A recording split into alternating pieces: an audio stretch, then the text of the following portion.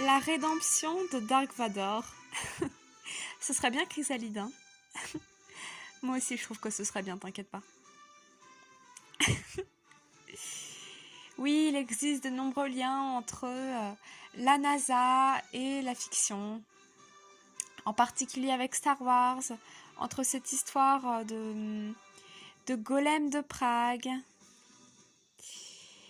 le nom de Dark Vador, qui rime étrangement avec celui de Karman Todor.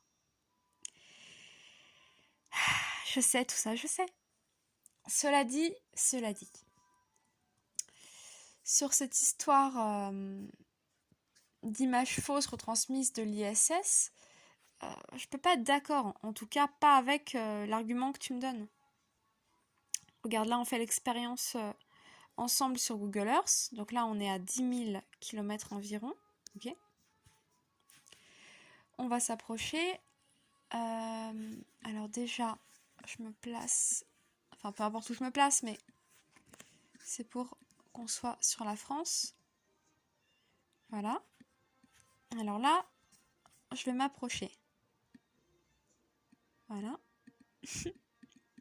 C'est marrant, Chrysalide Post, ça fait presque... Chrysalide de Poste, ça fait presque noble. Mais bon, c'est pas moi que ça va gêner, étant moi-même une pure royaliste. Enfin bon. Donc là, on se place à 420 km d'altitude. 412... 463, 427. Allez, on va dire que c'est ça. Donc là, on a Compiègne en Picardie, c'est l'exemple que tu m'as donné, et Orléans dans le centre. Donc effectivement, il y a à peu près une distance de 400 km qui les sépare. C'est très peu à l'échelle du globe. Cela dit, si on change de vision, en restant à la même altitude de 420 km, et qu'on se déplace de cette manière, tu vas voir apparaître